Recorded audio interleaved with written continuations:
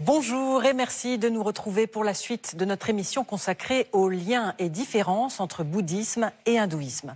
Nous avions appris la semaine dernière avec notre invité Philippe Cornu que contrairement aux idées reçues, le bouddhisme n'était pas né de l'hindouisme, mais que c'était plutôt l'inverse. L'hindouisme avait évolué en s'inspirant des valeurs du bouddhisme. Nous allons poursuivre nos comparaisons ce dimanche entre ces deux grandes religions, toutes deux nées en Inde et toutes deux très anciennes. Aujourd'hui, nous allons parler de Dieu, mais aussi de quelques notions fondamentales comme le karma ou la réincarnation que partagent ces deux religions sans en faire la même interprétation. Une comparaison passionnante que nous allons devoir à notre invité, l'universitaire Philippe Cornu. Bonjour. Bonjour. Alors, je rappelle, Philippe Cornu, que vous êtes professeur à l'université de Louvain-la-Neuve, en Belgique. Vous enseignez l'histoire des religions. Vous enseignez également cette matière à l'IEB, l'Institut d'études bouddhiques de Paris. Et puis, vous avez écrit un bon nombre de livres, notamment sur le bouddhisme, mais aussi sur d'autres religions. Merci beaucoup de nous répondre à nouveau aujourd'hui sur le bouddhisme et l'hindouisme. Alors, est-ce qu'avant tout, la notion de Dieu n'est pas ce qui oppose ces deux religions? Alors, il faut bien comprendre une chose. Le bouddhisme n'est pas athée. Il est non théiste, c'est-à-dire il ne repose pas sur le principe d'un Dieu créateur. Il accepte malgré tout qu'il y ait les dieux effectivement de l'hindouisme. Mais il ne leur donne pas une place prépondérante parce que selon le bouddhisme, les dieux ne sont pas éveillés. Donc ils ne sont pas libérés du samsara, mais ils sont au sommet du samsara. Ça, c'est vraiment la vision bouddhiste. Pour les hindous, évidemment, tout est totalement différent. C'est un ensemble de conceptions religieuses théistes, donc avec Dieu comme principe, mais on peut dire que l'hindouisme va avoir de multiples formes. On ne peut pas dire vraiment que c'est totalement un polythéisme, c'est-à-dire une quantité, une multitude de dieux, un peu comme en Grèce antique ou comme dans la Rome. Non, là, c'est pas exactement ça, parce qu'il y a de multiples expressions de Dieu qui sont les différents dieux. Mais on peut choisir son expression de Dieu principale et ça va devenir vraiment ce qu'on appelle Dieu, avec un grand D. Par exemple, on peut choisir Vishnu ou Shiva. Et si c'est Shiva qui est choisi, Shiva devient Dieu avec un grand D pour son adepte. Donc, on peut parler d'énothéisme, c'est-à-dire le choix d'un Dieu comme étant Dieu en tant que tel. Et les autres, bien sûr, sont pour autant pas négligés, dans le sens où ils ont également leur culte, on le respecte, on va même leur faire des offrandes, mais c'est un culte secondaire par rapport à l'expression de Dieu qu'on a choisi. Et on peut aussi parler parfois de temps en temps de panthéisme, dans le sens où finalement l'expression divine se retrouve à peu près partout dans l'ensemble des manifestations de l'univers. Donc c'est difficile à classer, vous voyez. C'est vraiment une religion très polymorphe. D'accord. Quels sont les rapports justement qu'entretiennent les pratiquants de l'hindouisme avec le ou les dieux? C'est un rapport essentiellement de service, de dévotion, ce qu'on appelle la bhakti. Et on fait donc des pujas, c'est-à-dire des offrandes, des cérémonies d'offrandes aux dieux que l'on a choisis, mais également aux autres dieux qui sont autour. Par exemple, si on va à Paris, dans un des temples qu'il y a du côté de la chapelle, on peut assister, par exemple, à une puja de Ganesh ou une puja de Shiva, et on verra les brahmanes qui font bien sûr le culte principal de la déité en question, mais ils vont faire le tour également de toutes les petites chapelles avec les autres dieux.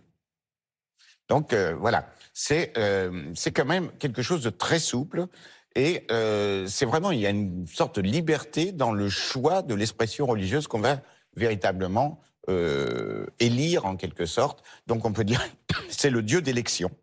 Que l'on va choisir. Qu'on choisit en fonction de son affinité, finalement, avec ce Dieu-là. En fonction de son affinité. Et je dois aussi rajouter une chose, c'est qu'il y a des systèmes philosophiques au sein de l'hindouisme qui ne reposent pas sur les systèmes théistes non plus. Ça existe. Par exemple, le Samkhya. Donc, c'est assez complexe, parce qu'on ne peut pas dire que tous les hindous sont forcément théistes non plus.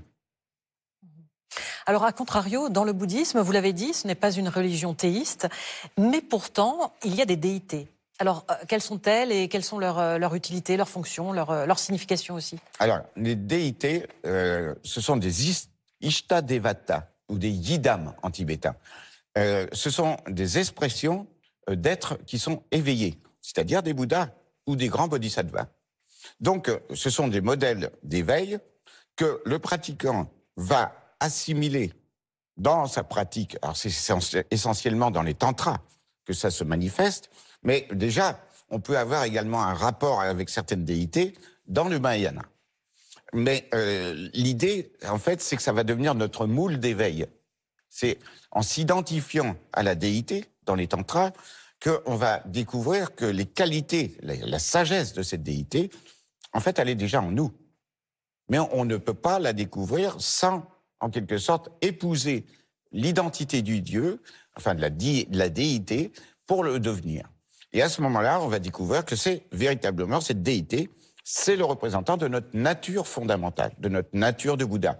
Donc c'est complètement à l'intérieur de nous. Alors que quand on a un Dieu, il peut rester encore comme un objet de dévotion extérieure. Dans le cas de l'hindouisme, je veux dire. Mais si on va dans le shivaïsme, par exemple, Shiva est le dieu du yoga, mais c'est également la nature profonde de l'adepte du yoga. Par conséquent, on retrouve quelque chose d'assez proche du bouddhisme à ce moment-là. Est-ce que c'est pour ça, quand vous parliez des déités, qu'on dit que le Bouddha est à la fois un et multiple? Alors, on dit qu'il est un et multiple. Là, c'est dans le cadre du Mahayana. Le Bouddha, bien sûr, il y a le Bouddha historique, mais il y a des Bouddhas avant, il y a des Bouddhas après. Et dans le cadre du Mahayana, il y a plusieurs Bouddhas qui peuvent opérer simultanément dans différents univers. Alors, quels sont ces Bouddhas qui opèrent simultanément dans différents univers? Ce sont des Bouddhas manifestés. Donc, il y a plusieurs manifestations de Bouddhas qui peuvent opérer. Mais, dans leur nature ultime, on peut dire qu'ils sont un. Parce que c'est ce qu'on appelle le Dharmakaya, le corps absolu d'un Bouddha. Le corps absolu d'un Bouddha n'est pas différent du corps absolu d'un autre Bouddha. C'est le résultat du cheminement, c'est l'éveil lui-même dans la sagesse qu'on appelle le corps absolu. Mais comme chaque Bouddha est le résultat en quelque sorte d'un cheminement individuel, il a fait des vœux particuliers sur son chemin. Et ces vœux particuliers et son histoire particulière va lui donner des capacités particulières qui vont se manifester à partir du Dharmakaya sous la forme de corps formels qui vont se manifester dans le monde pour aider les êtres. Et à ce moment-là, on aura des expressions multiples. Donc, les Bouddhas manifestés sont multiples, mais dans leur essence, ils sont un. Autre question sur le bouddhisme aussi, s'il n'y a pas de Dieu, si ce n'est pas une religion théiste, alors où réside la transcendance? Elle réside précisément dans l'immanence, c'est-à-dire en nous-mêmes. Mais si vous allez même dans des religions théistes, comme l'hindouisme, par exemple dans certaines formes, comme justement le shivaïsme du Cachemire, par exemple, on s'apercevra que la transcendance est vécue également dans l'immanence, comme dans le bouddhisme. Donc, c'est surtout l'histoire, en fait, de ne pas avoir une transcendance extérieure. C'est ça qui est très important dans le bouddhisme. Ça, c'est clair dans le bouddhisme. Et c'est le cas dans certaines formes de l'hindouisme. Et dans d'autres, on reste quand même distinct des figures divines que l'on adore. Alors, est-ce qu'on pourrait revenir, Philippe Cornus, sur quelques notions fondamentales de ces deux religions? Vous aviez brièvement évoqué le karma la semaine dernière. Est-ce qu'on peut vraiment revenir sur cette notion? Alors, le karma est déjà beaucoup plus fataliste chez les jains que chez les bouddhistes. Le Bouddha, lui, a transformé le karma en quelque chose de beaucoup plus potentiel, un potentiel lié à des causes et conditions multiples, qui peut donc avoir des résultats tout à fait, qui sont beaucoup plus subtils en quelque sorte que une cause égale un résultat. C'est beaucoup plus subtil à ce niveau-là, et ça veut dire aussi que pour atteindre l'éveil, on n'est pas obligé de purifier l'ensemble du karma, mais de purifier suffisamment et de dégager l'esprit du karma pour que la sagesse advienne, et dans la sagesse, le karma va se dissoudre, parce qu'il n'a pas d'existence réelle, du point de vue absolu. Et donc, on peut se libérer du karma dans l'éveil. Mais dans l'hindouisme, on a pris plutôt la version jain, où une partie bouddhiste et une partie jain. Et là, on a un karma qui sert également à justifier le système social des castes, parce qu'on est dans une caste parce que c'est son karma. Et ça implique un devoir de caste. C'est-à-dire que pendant toute sa vie, on va avoir des droits et des devoirs correspondant à sa caste. Et on considère que c'est un résultat du karma, c'est-à-dire des actions passées. Et donc, on doit assumer ce karma. Est-ce que dans le bouddhisme et l'hindouisme, il y a question de la vie antérieure, qu'on appelle soit renaissance, soit réincarnation? Oui, mais donc, encore une fois, l'influence du jaïnisme et du bouddhisme a permis aux brahmanes d'accepter cette idée et de l'utiliser. Mais il y a une réincarnation d'un principe éternel qu'on appelle l'atman dans l'hindouisme, chose qui est récusée par le Bouddha. Pour le Bouddha, ce qui se réincarne, c'est un courant de conscience, mais qui se transforme d'instant en instant, qui n'est jamais identique à ce qu'il était avant. Donc, le bouddhisme considère que l'Atman est dépourvu d'existence en soi. Il n'est pas véritablement quelque chose comme une sorte de substance éternelle. C'est quelque chose qui évolue constamment, c'est un processus qui passe de vie en vie. Et évidemment, ce processus évolue constamment. On ne peut pas dire qu'il est identique à ce qu'il était dans une vie et ce qui sera dans la vie suivante. On n'est pas le même. On est avec une personnalité différente. Donc, on ne peut pas dire ça.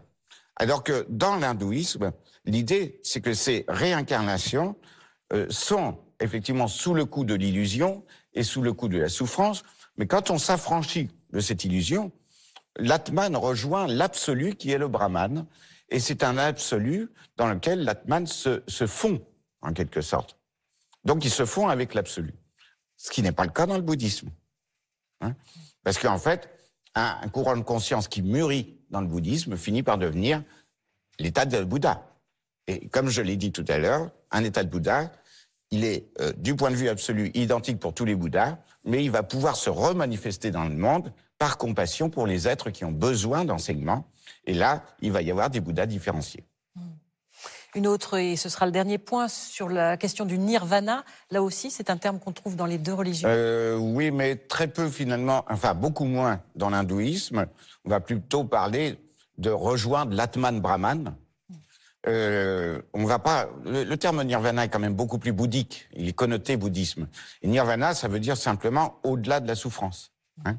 C'est un état qui n'est pas un néant, bien entendu, hein, comme l'ont cru certains occidentaux au XIXe siècle. Et ça a été malheureusement répété assez longtemps. On pensait que le bouddhisme était une forme de nihilisme. Pas du tout. C'est un état, c'est l'état inconditionné qui est affranchi évidemment de toute cause de souffrance. Une dernière question pour conclure, Philippe Cornu. Est-ce que finalement ce sont l'hindouisme et le bouddhisme des voies parallèles qui ont le même but, c'est-à-dire la libération ? Oui, ce sont des religions sœurs quelque part, mais avec quand même des différences. Et quand plus dans une culture on a des religions qui se ressemblent, plus elles vont tenter de se différencier. Donc c'est vraiment deux familles différentes, franchement différentes. Mais évidemment, entre bouddhisme et hindouisme, il n'y aura pas forcément beaucoup d'inimitié. Ça passe assez bien. Voilà. Merci beaucoup, merci d'avoir été notre invité durant ces 2 dimanches. Merci. Avant de nous quitter, voici quelques propositions de livres en rapport avec les émissions. Tout d'abord, Introduction à l'histoire des religions de Philippe Cornu chez Rangdreul Éditions.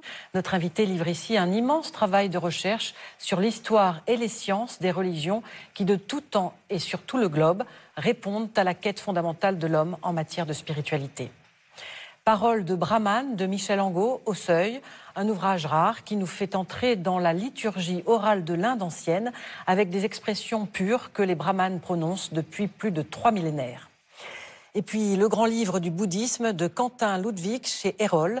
On trouve ici un panorama de l'histoire et la culture du bouddhisme dans ses aspects religieux et philosophiques, mais aussi artistiques et littéraires, avec des extraits de textes sacrés fondamentaux. Voilà, notre émission s'achève. Merci à tous de l'avoir suivie. Vous pouvez la retrouver durant 1 mois sur le replay de France.tv. Très heureux dimanche à tous et bonne semaine. Merci.